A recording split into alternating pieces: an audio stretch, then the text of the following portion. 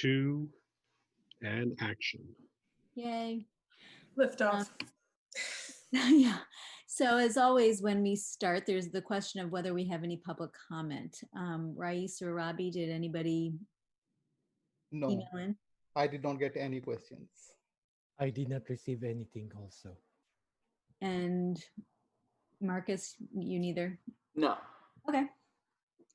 Well, that takes care of that. Zion, just as a matter of information, when we used to have these in person at the district office, and typically people from the public would stop by, and we would allow a time for open comment before we got started with our questions as board members. So this is a committee of the board, and that's why it's a public meeting, but it's a meeting for the board members, not necessarily for the public, except to ask questions in the beginning. Is that convoluted? No, that sounds right. That makes sense. Okay. So, and again, we typically just go through, for the items that we do have questions on. And Anne, do you want to start with, I have a few on consent before we get to. Yeah, I do as well. My first one is 11.3. Zion, if you have something that we have not jumped on, we kind of go in order. So feel free to say, oh, wait, I have a question on whatever number. So if you have something, jump in. So 11.3 is the first thing I have. Okay. Okay. And my question is,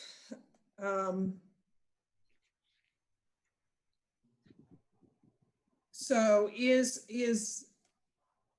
I'm wondering about the difference in funds from last year to this year, and if there's a difference, what that difference is. You mean what kind of funds we have? We did not add or delete any funds. We have exactly the same kind of funds that we had last year. Okay, so it's the same. Okay, thank you. And were you asking, is the dollar amount the same? Is that what you're asking? Yes. So in case of dollar amount, this action is very much gains significance when we are closing our books. So the dollar amount is not very specific for this item. As Robbie is going to close books, at that time, if there's a need to make a budget transfer, we can do it. Most of the time, we do not have a need. So what we are doing at this point is we are just making adjustments to budgets. And at the same time, when the auditors are coming after the closing, we want to make sure that they get the most reliable information. Okay, but so I'm talking 11.3, not the 11.4. That's the budget protection account. I'm talking about 11.3 with this, which is the spending plan for education protection account. So I apologize for that. Okay. Yeah, we know. We probably need to double check and make sure that we have the same numbers. This amount, so actually on this amount, I'm glad that you're asking this question. This calculation is based on the LCFF calculation that we made at this point, based on the May factors, the May revised budget. But there's a very strong probability that that amount is going to change actually, because this amount is based on the COLA, which is going to change both the statutory COLA and the funded COLA. But that amount, there's a very high probability is going to change very soon when governor signs the budget. Okay, so based on what we know right now, it's lower than last year, yes, correct? Yes, it is. So but it won't impact our funding. That's the main point. This impacts how the state pays for public education. So if if they don't have the sufficient amount, if they don't have the amount coming from the EPA, then they will make it up in one of the other buckets. So the total allocation would not change. Right.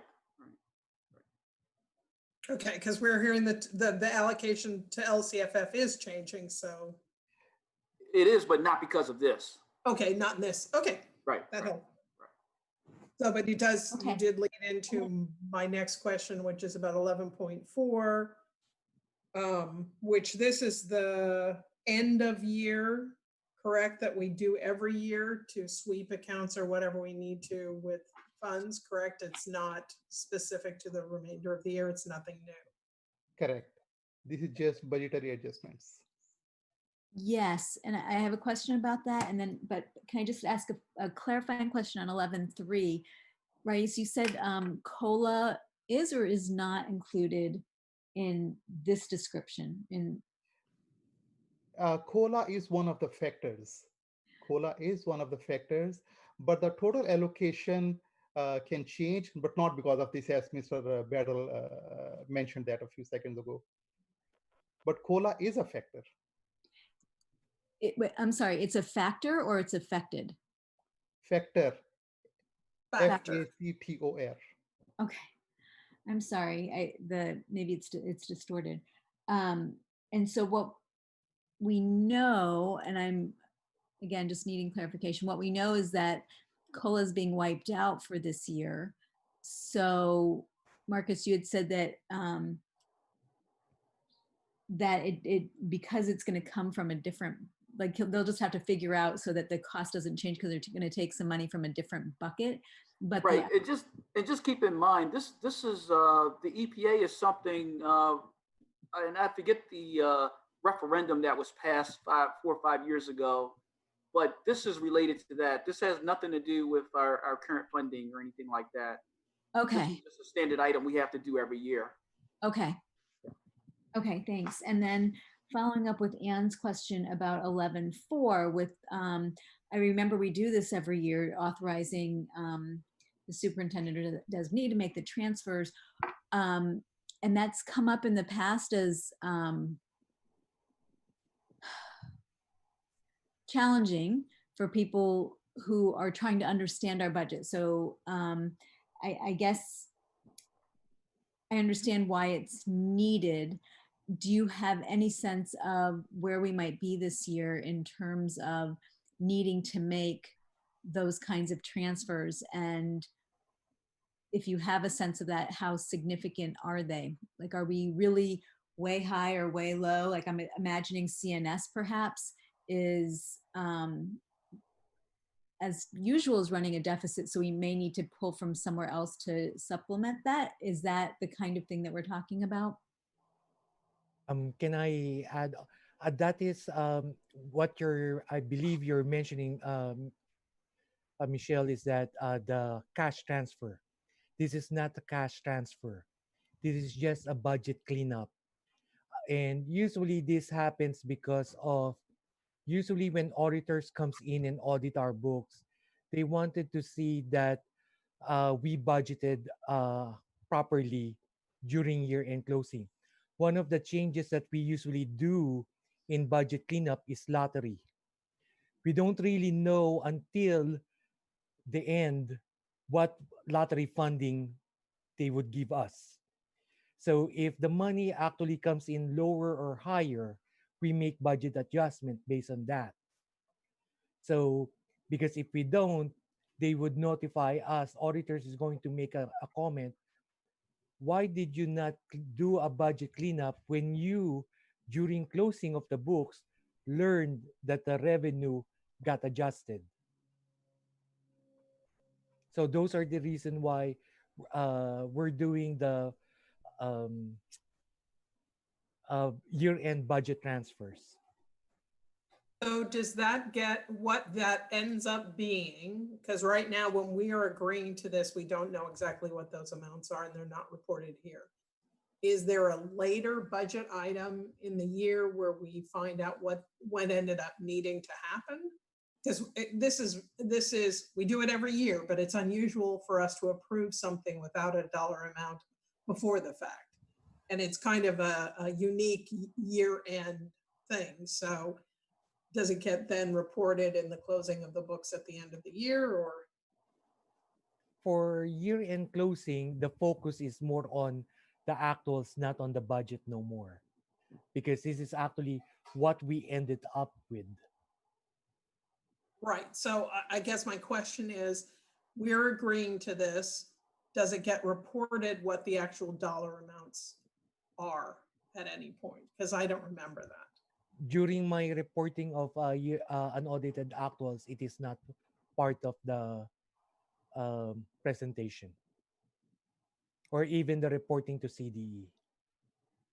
Okay, When the auditors come and they present their report after the closing is done, they also report on the accuracy and timeliness of the budget adjustments. That's one of the things they test as one of the compliance items.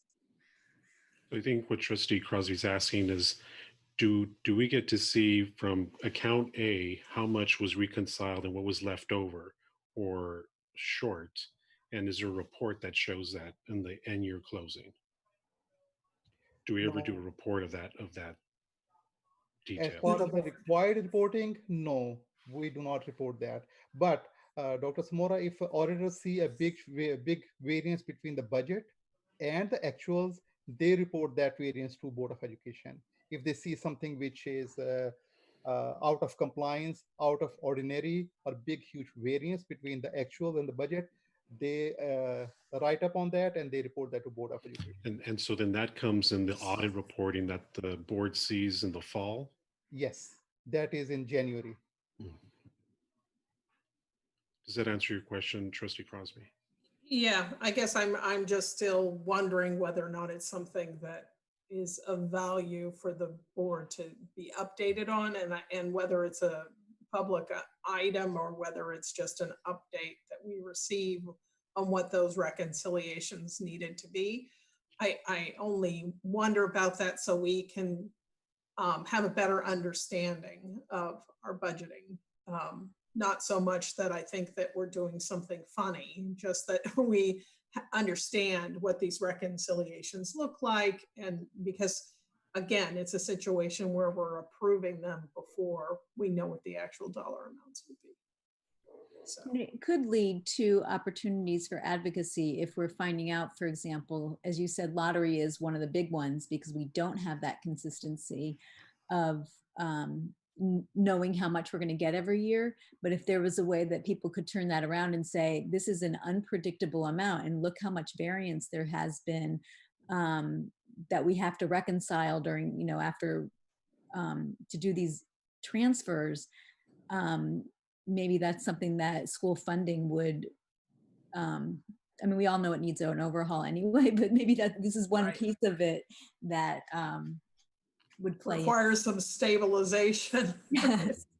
Actually, Well, and also, I think this year specifically, it's entirely possible that those lottery funds are significantly lower Yeah. because of so much economic uncertainty.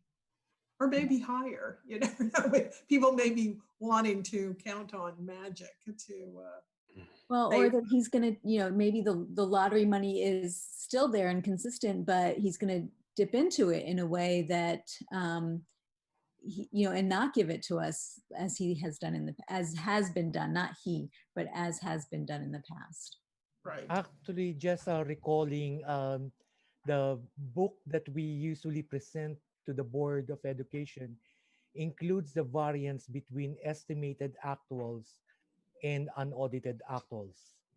So you would see it there.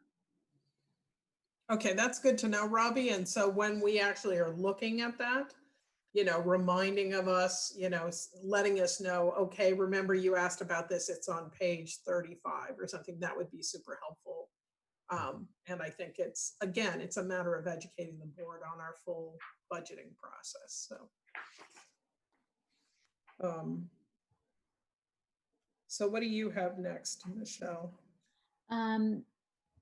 Excited about Horner being ready for occupancy, but a question later, about the lockers and also just about the amendment for the moving company. This is double what they were originally, what the original bid was.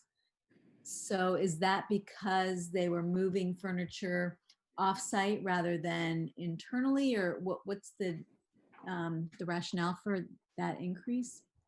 So originally, they were only required to move the existing building furniture for the class excuse me, for the classrooms that were going to be occupied in the new facility, and 6 additional teachers from various locations, from their elementary school sites to the middle school site, were included in their original proposal.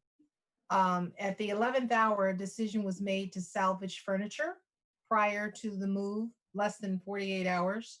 So usually M&O handles a lot of the furniture moving and coordination for internal sort of movements within the school and other school sites.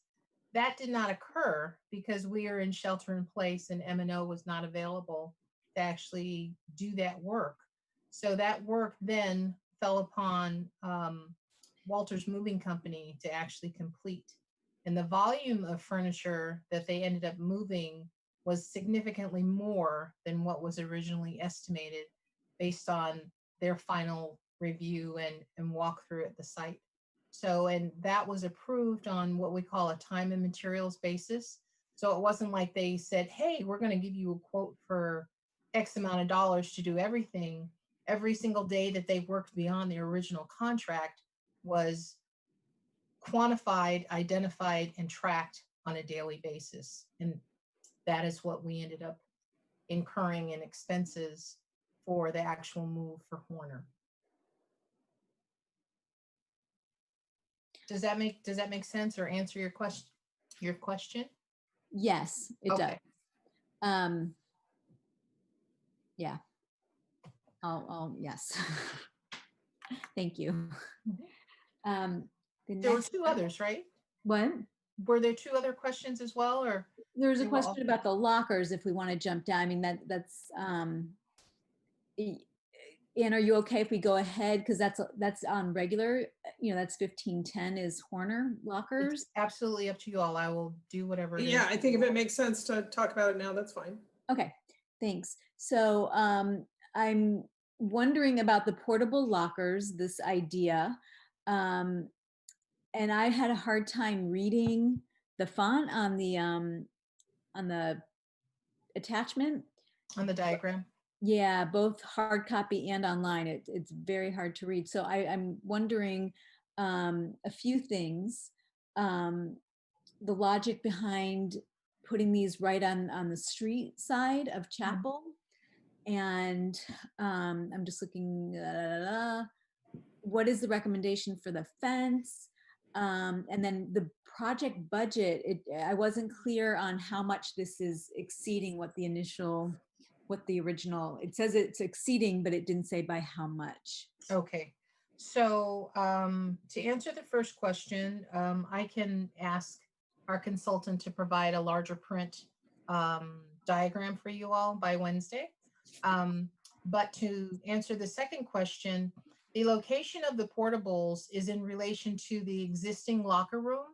So it's basically directly adjacent to the existing locker room location of what we call the new space that was built. And the location was also decided after a site meeting with the principal and the PE instruction team as to where the appropriate place would be or the type of instruction that they were looking to have, and then also the additional space that they wanted to create. So a discussion was had, a choice was made, and we chose to eliminate the side parking lot where you all see in the diagram where the portables are going to be located, and extended the fencing to connect to the existing gymnasium that's right there on the corner. So originally there was a gap in between that fencing around the gymnasium and the new area. Now we're basically taking one fence and running it totally along that one side so that encompasses and connects those 2 spaces.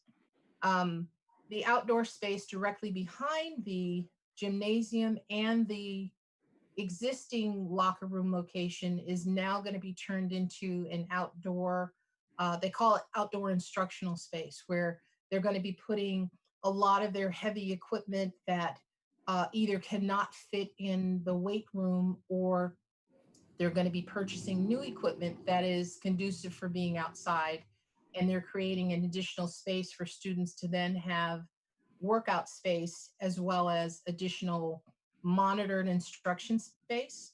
So that's why that location was chosen, because as I said, we talked to the principal and the site staff, and that was their preference. We also had a challenge. There is a area directly adjacent to the new constructed locker room area that's called a bioswale, and that's a constructed natural catch basin that catches water during the rainy season and allows it to be filtered slowly back into the water table and into the drainage system that runs beneath the play area and adjacent to the corner that goes into the sewer. So, but it would have been extremely expensive for us to actually move that. So that is why we also pushed the new locker locations to the area that you see them on the diagram.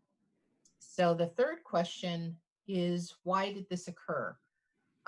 It's my understanding prior to, I believe, 2017, there was a meeting that was had with the principal at that time, our current facilities director, and I believe the design team.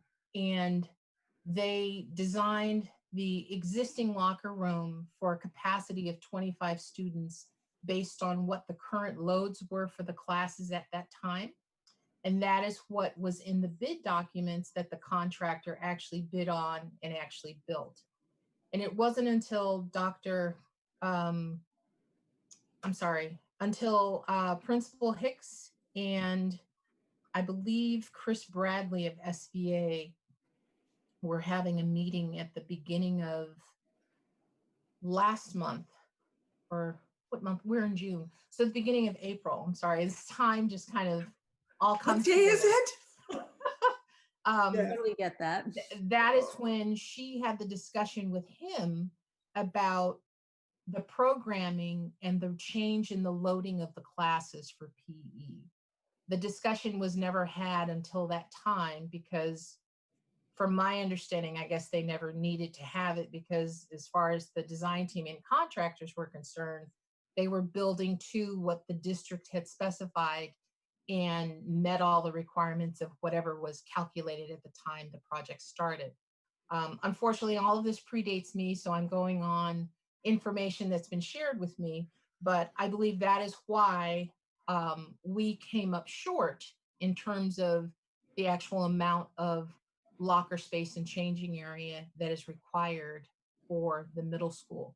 So in speaking with the principal, she stated that it is a common practice and something that I guess is regularly done at the middle school level where you combine multiple PE classes. So instead of having 25 students, you have anywhere from 47 to 50 students in one class at one time. So of course, a locker room that only has a capacity of 25 each gender is not going to suffice in terms of what the need is if you have multiple classes that are all converging in PE at one time. The other challenge that she shared with us is that there traditionally has not been any lockers for students to store their personal belongings. And with the advent of computers and smartphones and all these very expensive things that our children now carry with them, she felt it necessary to accommodate with a locker large enough to put a backpack, a pair of shoes, and possibly a small little satchel of your clothes into a locker. Because there's been historically during gym period is when there's a lot of theft and a lot of, personal property loss that occurs. And she said it's really important for us to address that so we can minimize that and create the, appropriate space for the activities that are going on. So that's why we came up with that solution, and will serve, I believe, at capacity 4 gym periods at one time. Thank you. That raises a few other questions, and I actually want to ask Zion, since he was a student at Horner, if you could describe maybe what your PE periods looked like at that time, knowing that things may have to change anyway with PE in the future because of COVID and social distancing. But Zion, would you mind just telling us a little bit about your PE experience and what the locker room situation was like? Yeah, and also like I was just about to ask another question about it based on the diagram. So like regarding the theft thing and the size of the lockers, on the diagram on the last slide, the size of the lockers seem to be like the same except for like a few. So I don't know if that would like really address the issue completely. Personally, like when I was there, all I could fit were like my shoes and then the clothes that I changed out of. So in terms of like storing computers and things like, or you could probably fit your phone, but definitely not computers. I don't see like with the smaller size like them fitting in there, especially like it will also just like get it dirty just because of like shoes and just the exchange of clothes that are being there. um Otherwise, I think like based on this diagram, it's definitely a lot more spacious than it was when I was there, which is a good thing because it was like a lot of people right next to each other. So that's a plus. But I'm still kind of hesitant about the whole like the size of the lockers. Well, I don't know that, and I don't have the diagram in front of me, but the review that we had with Principal Hicks is that there's the small 12 by 12 lockers, which is enough for your sneakers and maybe some clothes, and your handheld items can actually go in there. And then there are lockers that are basically 2 of the 12 inchers together that are large enough to actually hold a backpack. And the number of those, we had calculated there will be 45 to 55 of those available every period. And the smaller lockers, based on, if students want to have if there's an after school activity in terms of a sporting event where you have like a sport locker where you just toss your clothes in there, those will be available for folks to do that. But there should be sufficient for folks to have the double size locker to fit a backpack and shoes and your valuables in. Okay. So but I does can that verify that for you, what the total number is. sorry. Okay. So does that mean that each like a student would not have like an assigned locker? Like they wouldn't be able to store anything in their locker for the entire day, like including the periods that they're not in there? No, it's only going to be for your gym period. It's not Oh. for the entire day. Okay, that makes sense because when I was there, it was like that, and that would also address because that was the issue with like the bigger size locker, because for us it was only like the ASBs and I don't know, some specific groups could only have the big lockers and they had that the entire day. But I think it's fine if it's like you get to choose. Yeah, it's only for your class okay. period that you're Okay. attending. Yeah, that makes So- sense. Okay. Sorry, I don't mean to cut you off. I just wanted to clarify. I'm not seeing on this where you're seeing the size of the lockers. So you said 12, is that 12 by 12 by 12? Is that? I will get the specification for you, and there should be an elevation that shows you all diagrammatically what they look like from a elevation perspective, but I can make that available. What I'm seeing is larger, like a blow up to see it larger. I'm seeing a layout of the room, but not of the lockers themselves. Okay. So Yeah, it was only a 2-page, it was only there were only 2 slides on this, and one was the diagram showing where it's going to lay out on the property, and then the second is the blueprint of the locker room itself, but not anything about the size or spacing of the lockers. Okay. which is not to say we're not thrilled that you're not overdoing, like we get sometimes presentations like, here's 30-page presentation. Don't go that way, but Right. but to have, my only other thing, and the reason I'm asking, of course, about the location of it and of where these portables are going to go is that being right on the street seems to me making it more susceptible for vandalism and or theft. And I know that all locker rooms are supposed to be locked when kids are out at their PE class, so that there's no opportunity for somebody to come in during the day. But it feels like it's an easy target because it has easy access from the It's street. my understanding, based on my conversation with Principal Hicks, is that those locker rooms, if you guys look at the diagram, there's an office in the center. So while students are in there, there will be an adult present. And then when everyone leaves, the building I was told will be locked down. So that should help in eliminating. Right, and that's our common practice, is that Yeah. when the students are out at PE, the locker room is locked. But I'm just saying that because it's right on the street, there's more opportunity it's a vulnerable position. And I agree. and But if somebody knows that there are computers and phones and kind of cool things that people are stashing in their lockers, because these aren't locked lockers. These are yes, just they are. They will have the ability to put a padlock on them. So they're not just, the little slip and close. They'll actually have a mechanism that you can put a padlock on. And from what I understand, that's a site expense that she's absorbing in her site budget to provide that for students.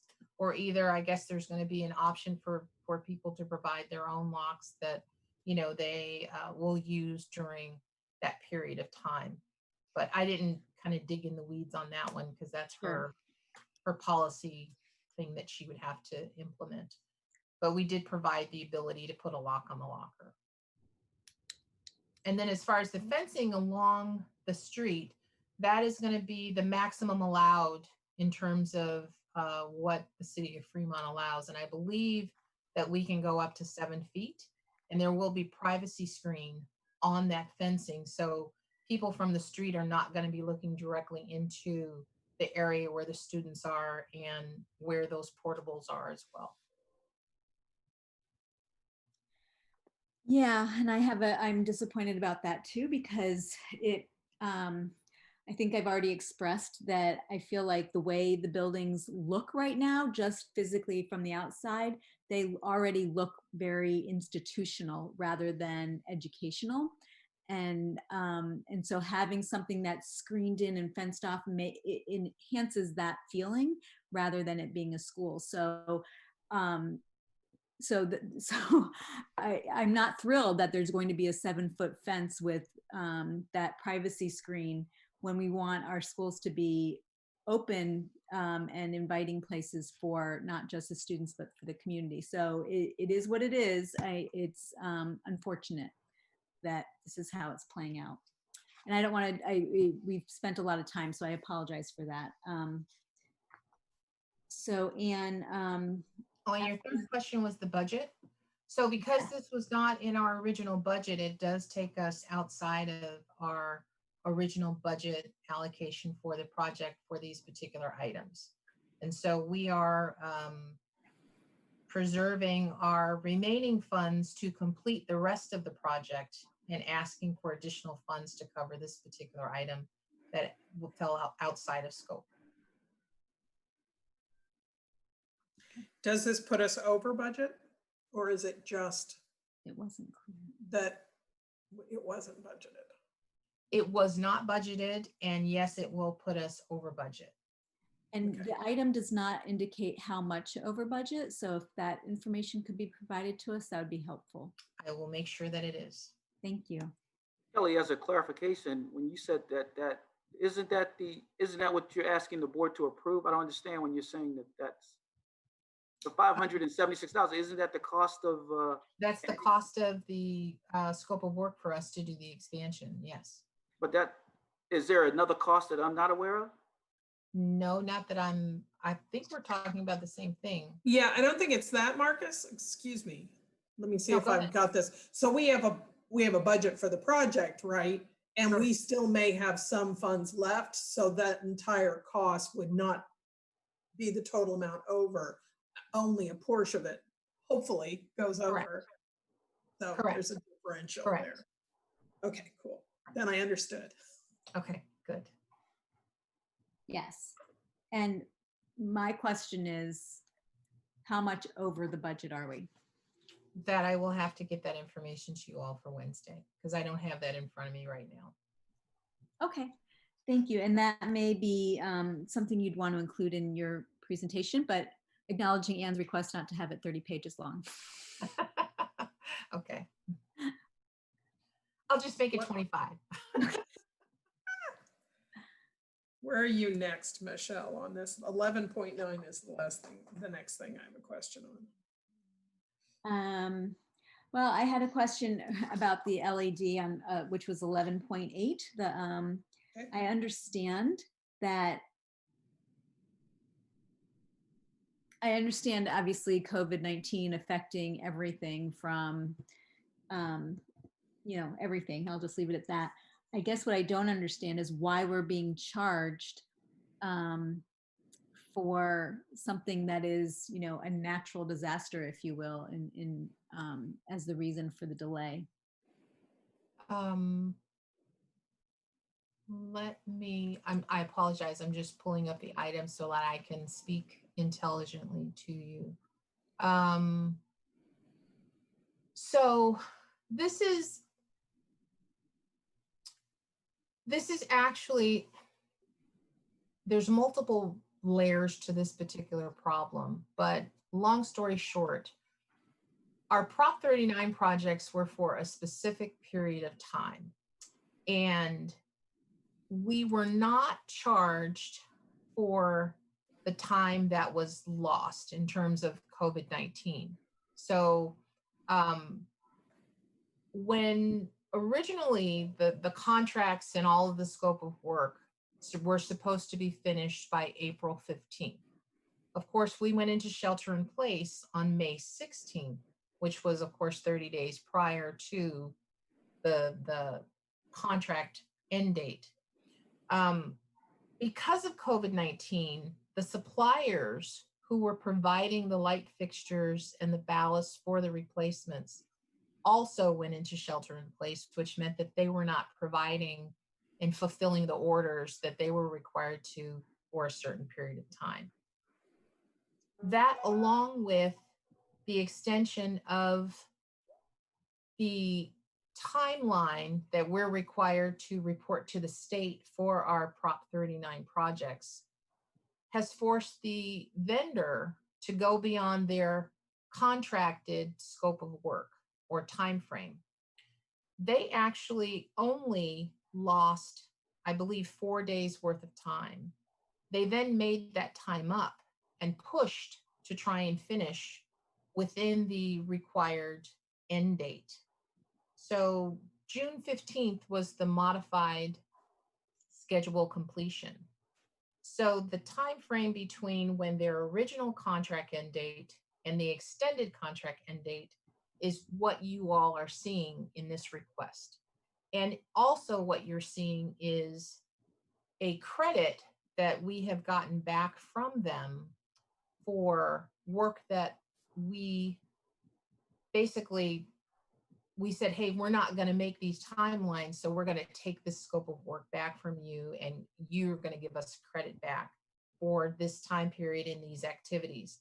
So you get an acceleration on one hand for them to catch up, and then we're also getting a credit back for the work that was eliminated and deleted. Sorry about that. So less work has been done as well? I wouldn't say less work has been done, but it has been redistributed so that it is no longer a cost impact for us. Okay, or not. Yeah, I'm not sure I understand that, because the whole thing with this is that this is a grant that we're not paying for this work. So if the work is redistributed, is it coming out of other budget sources, or are we doing less work, or? We are still doing the same amount of work. We ended up switching manufacturers, because they were not able to provide us, timely, the products that we needed. We ended up doing a product substitution of equal or better, and we ended up doing equal, and the price of the equal was substantially less than what originally was proposed. And so that is part of the cost savings that you guys are experiencing with that $165,000 that you guys see noted in the item. And So that's fantastic. But at the same time, does that mean we now have a couple different products on our sites and not uniformity? they are uniform in terms of performance, and there was only 2 school sites that were affected. And the items that were swapped out are items that are not items that have to be serviced on an annual basis. They're long-term materials that should last a significant amount of time. And as I said, based on looking at the product equal, this product versus that product, the performance is the same.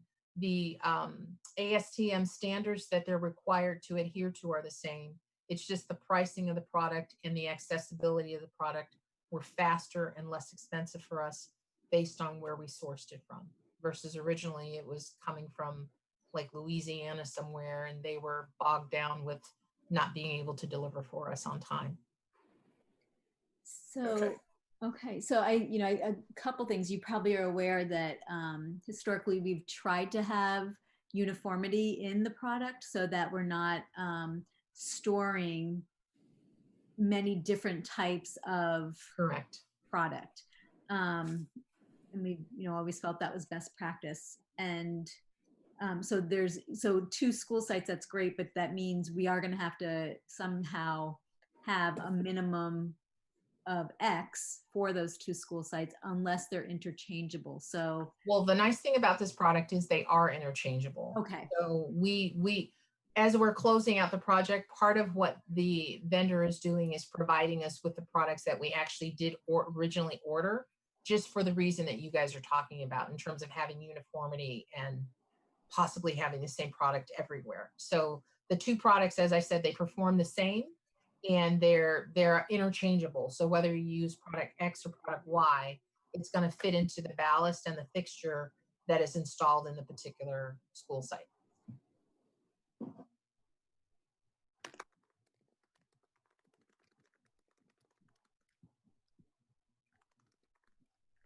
Okay, where are we? Oh. Michelle is evidently having difficulty with her account, and she can't hear anyone. Oh, no. So maybe hang up and call back. Okay.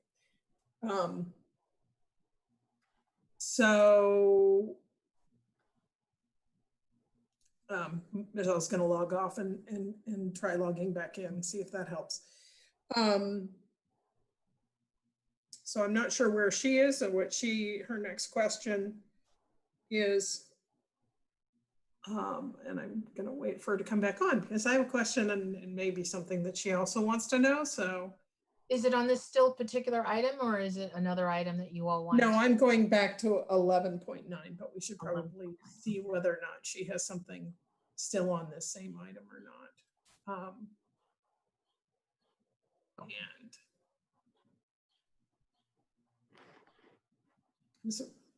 So who is it that has control of the meeting, and can you see if she's logging back in? I have control, but I don't see her logging back in yet. I have nothing is shown up yet. Okay, here she just showed up. Okay. Okay, good. She should be coming in now. There she is. Can you hear us, Michelle? now I can, yes. I don't know. Welcome back, Dr. Burke. So did you have anything else on this item, or should we go to the next? I understand what you were explaining, Kelly. I guess my frustration once again is why we're being charged for something that was totally not our fault, not under our control, and we're the ones being penalized. So I don't get that. That's all I'll say. Okay. You already moved on. No, not at all. We kind of waited. But my next thing is 11.9. I had a question on that. I don't know if you have something going back to where we had been from here. No, go ahead for the bond.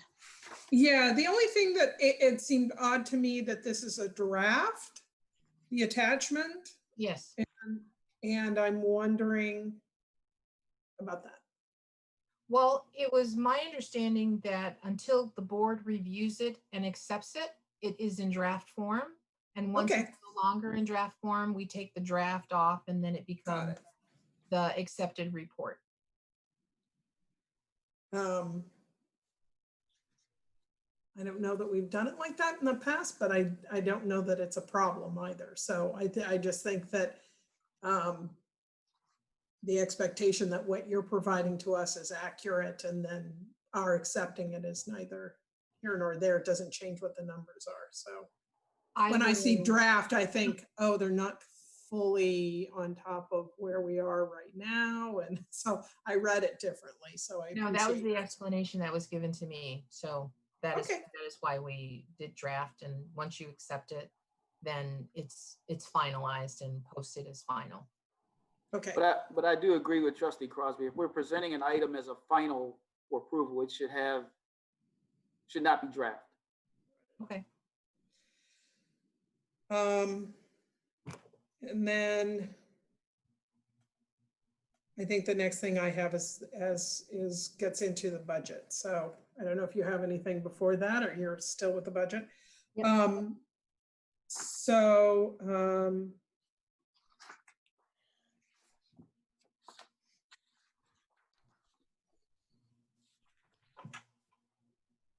There's 15.6, which is the balancing, and then there's 15.7, which is the proposed. Which do you want to go? Right, and there's 15.5 on top of it, and I think this is very interesting. I was able to have a conversation with Mr. Perringau from ACOE because I wanted to be sure that we were doing what we needed to do while still maintaining as much flexibility because we are taking this before the final budget for the state of California. So that's a little tricky. And then we have the whole lottery and what's happening with tax dollars and how are things going to change between now and September, even let alone October. So I wanted to understand ACOE's perspective on it. And I think the thing that's, as far as this resolution, one of the things I think is really important for us to understand that even if we are accepting this resolution, it doesn't mean that we still don't have opportunities moving forward. I think that we are still able to have those ongoing conversations about what those budget cuts look like. To the whole idea of the proposed budget and accepting that big cut. If it turns out that the governor decides that he's going to go with the legislature's version or the federal government comes in with additional dollars or whatever it is, we still, even if we accept all of this, have the ability to say, okay, oh, guess what? We have more money. So now we're going to update our budget and we're not going to make those cuts after all. Correct, Mr. Battle? Yeah, and that's included within the documentation, and that's even included within the resolution that it's all of this is, as you said, is sort of contingent upon the governor's final enacted budget. And then we are allowed by law to do 45-day budget revisions. So that's why we said by August 12th, we would bring back whatever that the impact of the enacted budget, but we still have to move forward as though we need to make the reductions that we have to make. And we would adjust it, as you said, as we get more information, we would report that to the board. And I think that the other thing I understood, and please check me on this, Say that they decided to go with the governor's budget and the Senate decided they weren't going to be doing any sort of relief or not a significant amount of relief to schools. Obviously, we can't make those sizable cuts. There's no way for us to make cuts that would entail. That it would just be like, okay, we cannot reasonably behave as a educational institution underneath those circumstances.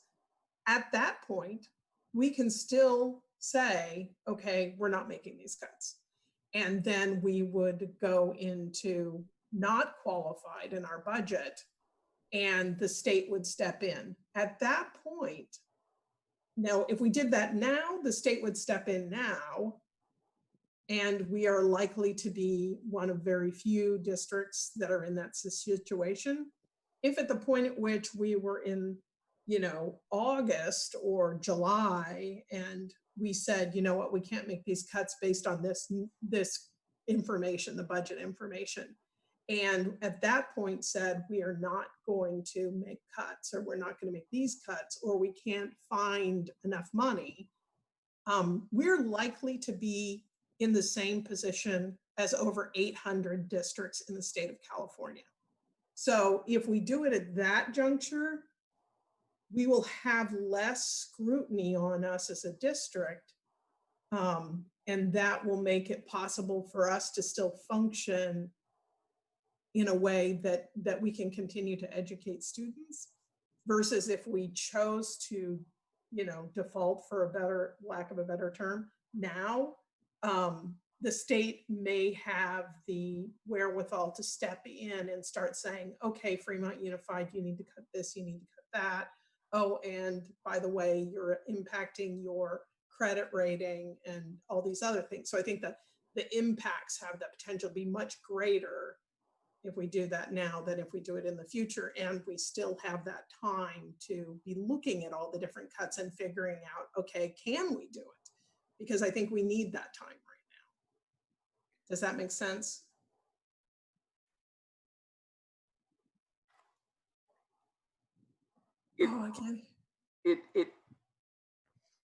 I believe I understand what you're saying. I guess I see it slightly different, because if we're saying, if I'm understanding you, you're saying if we don't respond currently to our situation, I think that's what you're saying. And when August comes, and let's say we don't get more money, and we as a district, we're saying we need more time. Basically, we cannot make $35 million in cuts in 2 months. We need more time. And at that point, and what's currently in California Ed Code, so they've changed the responsibility of who provides intervention. So it is no longer the state; it's the county office's responsibility. The county office now has that power. So we do not know what the county's position is going to be. Well, I'm going to rephrase that. I believe I know what the county's position is going to be. And I don't know how many, and I know you were talking about California as a total, but when you look at it county by county, we could be one of 3 districts in the county that may, let's say, go negative. So if that's the case, then I do anticipate that the county will exercise all of the rights that they have as a county office for intervention, for direct intervention.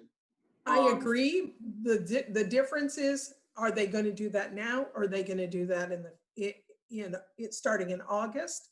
And they already have 2 districts within the county that are in trouble, and we have the lowest reserves in the state of California. So it's entirely likely that the entire part of Alameda County will go negative. And so, just understand in my position, in Raissa's position, we're going to give you the best advice and counsel that we can give you, but it's ultimately the board's decision in what direction you all want to go politically. But we will give you the best Yeah. counsel that we can. And I agree with you that it appears to be insurmountable, the amount of cuts that we're really in a tough situation as a district. But in terms of the politics and how we are able to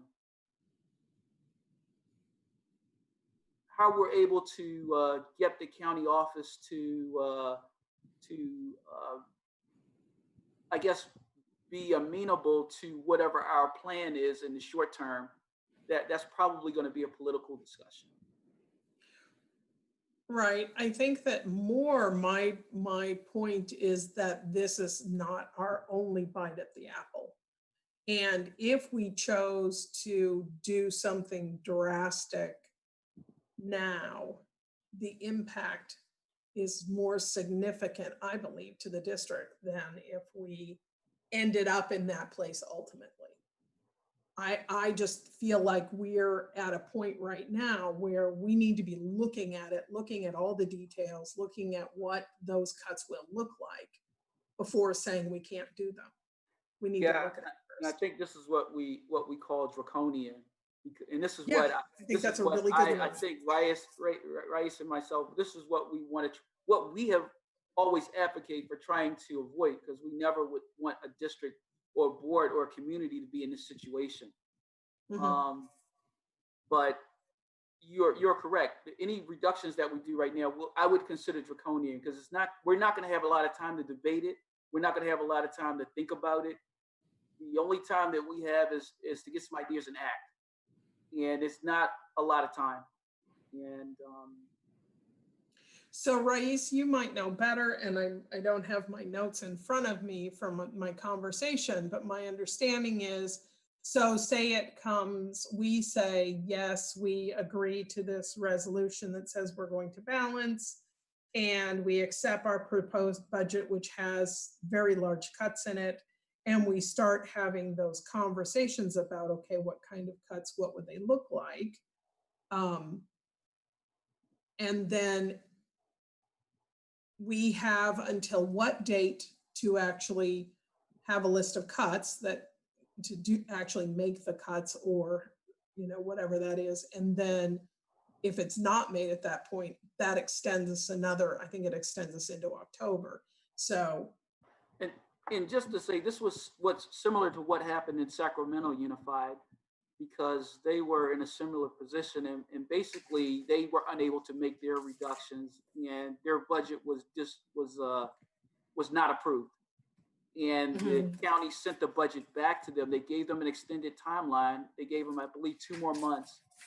And then they submitted it again. It was disapproved. Then they submitted again. So this went on for like 6 months.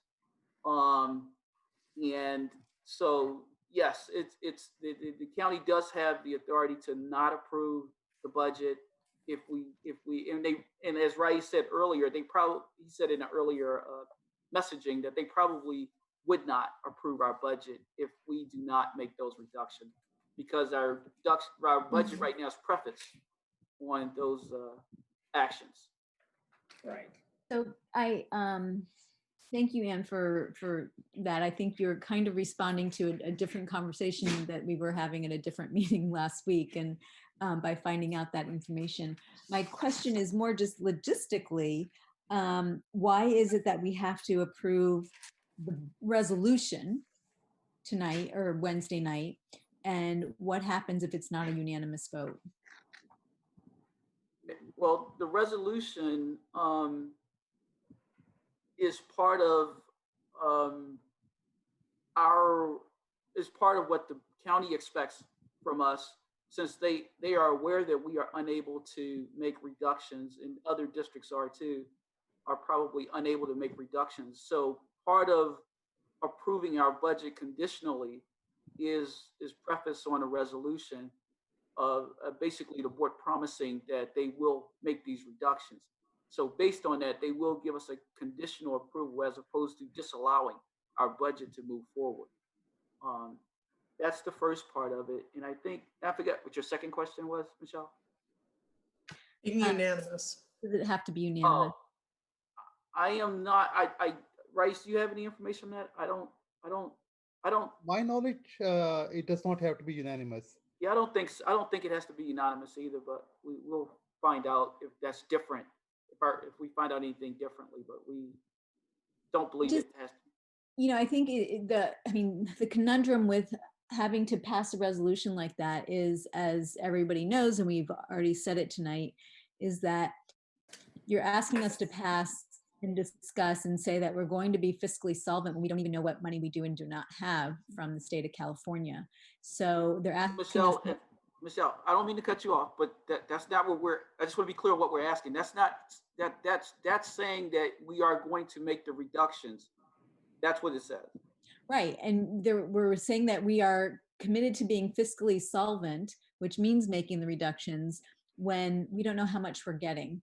And so it feels like we're asked to put the cart before the horse, so to speak. And if you can't, I feel like you guys, Fremont Unified School District and every other school district in the state, you have to get your act together, but we don't. And we'll let you know when we're ready. It's an age-old conversation. I don't want to, belabor the point. So it just, it's a frustrating situation for us to have to be in. We're saying we always want to be fiscally solvent. There's nobody who loves being in this position of knowing that we have to make cuts. So of course we want to be fiscally solvent, but then you're telling us, but I don't know how much you're going to get. And so I appreciate, and finding out that maybe maybe down the road is better in terms of when we have final numbers than now to be a little bit rebellious, for lack of a better word. Yeah, I think it does. It just kicks it down the road essentially, which I don't like being in that position either. No. But it becomes the thing of, are you being practical? Or are you at a point where you demonstrate that the system is unfair? I think anyone in the state of California knows that we have to have a 3-year budget, and the state doesn't even have to have a single year budget, so yes, it is unfair, and I think that there's a lot of advocacy work being done by CSBA and by CTA to bring those kind of conversations to the fore. If Fremont Unified didn't approve our budget, do we make any sort of impact for having that protest? Probably not. And the risk of even having our board choose to vote against the resolution is that you could accidentally end up with a majority of the board choosing to do that. Mm-hmm. And I think that has some significant potential for impact, specifically financial to the district. Yeah, and so that goes back to, do we have to do this resolution Wednesday night? Rice, you seem like you want to say something, so I'll let you. So as compared to interim reports, this budget, the adoption budget, has only 3 conditions: approval, conditional approval, or rejection of the budget. Only 3 outcomes. Since there are so many milestones and we have so many uncertain points in between, we are buying time, as Mr. Battle mentioned earlier. We're buying time from now until governor signs the budget. When the governor signs the budget act, then we recalculate our budget and reconfigure our deficit, how much money we need. But in the past, what happens is sometimes the administration and the Board of Education had this gap. Administration did not disclose how much gap there is in the budget. So this resolution basically actually brings us together, administration and Board of Education, so we can be on the same page how much money we need, how much this gap is. And we are including County Office of Education. Just like you and I had conversations with Mr. Parungao, I told him how much gap we have, and he realized that. And he has been guiding us to some extent to deal with this kind of situation. Resolution is only a mechanism to acknowledge the challenge we have. And one thing Mr. Parungao mentioned again and again is that Rais, and he has been telling that to all districts, that this is not our fault, this is not your fault.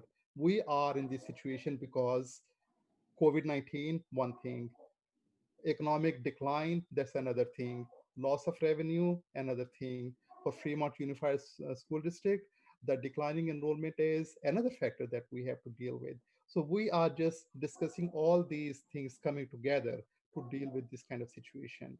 We are buying time to just have a conditional approval so we can recalculate our revenues. After the governor signs the budget, we may have another opportunity, which is going to be August revised budget, to recalculate our revenues, and we can include all of them in the first interim report. But just like every other district, I had that conversation with Mr. Perungao. Almost every school district is facing exact same challenge that we are.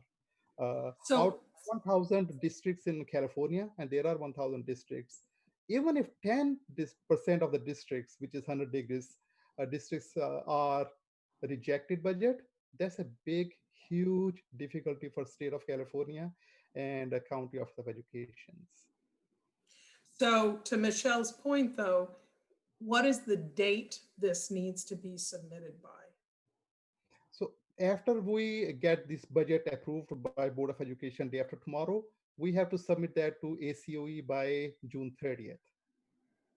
That's the statutory deadline. So no matter what we do, it's not after the statutory Right. deadline for the budget for the governor. So, and can I just That's correct. clarify the, I realize we're out of time, the resolution of fiscal solvency is different from the actual passing of the budget. Why do we have to have that resolution on Wednesday night? To show our commitment, to show that the Board of Education and we are committed to working together, and outcome is immaterial, that we are working together to realize that there's a budget gap, and we have commitment, awareness and commitment to deal with this situation. And I think even more so than that, right now, the budget is contingent upon the board approving that. If the board does not approve to make the reductions, then technically our budget is incorrect. And ACO is going to reject our budget actually, because that would show a disconnect between Board of Education and management, and lack of commitment by Fremont Unified School Districts to deal with this situation. So county is going to actually reject our budget. And Yeah, the they will. only thing, my understanding, the only thing that we have from flexibility is whether or not we have that item about discussing what budget cuts might look like. And we could have done that privately. We didn't have to do that publicly, but I think the fact that we are doing it publicly is showing our commitment to work with our stakeholders. So I appreciate that that was done publicly. We could have had that in a closed session discussion and have And in chosen not preparing all to. these documents, and when I was preparing the budget book and the resolution was being prepared, Mr. Battle reminded me again and again to be transparent. So we are not hiding anything.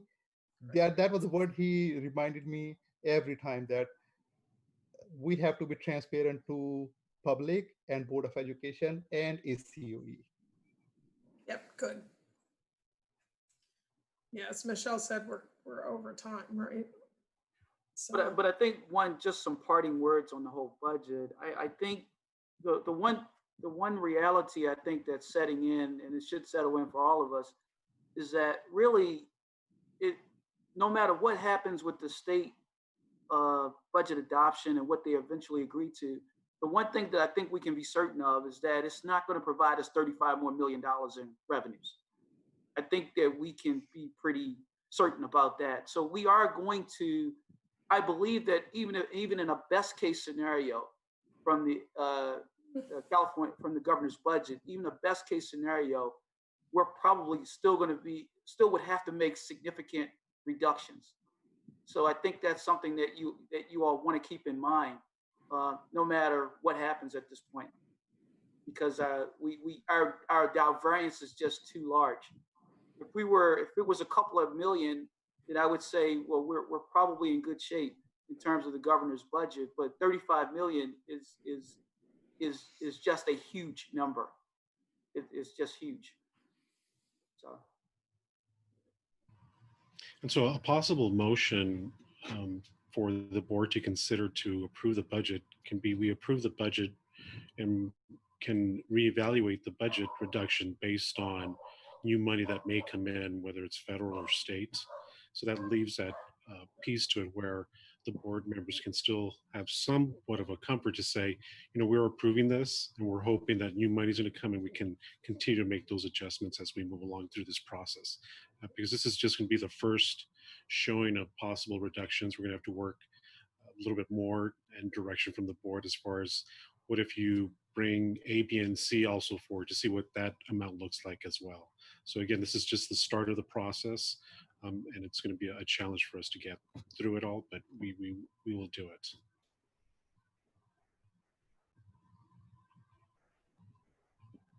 All right, with that, anything else? Since we're over? Thank you, everybody, for your time. And Totally. I'm sure we'll have more conversations about this on Wednesday. Thank you. Have a good night. Good night. Thank you. Good night, everybody.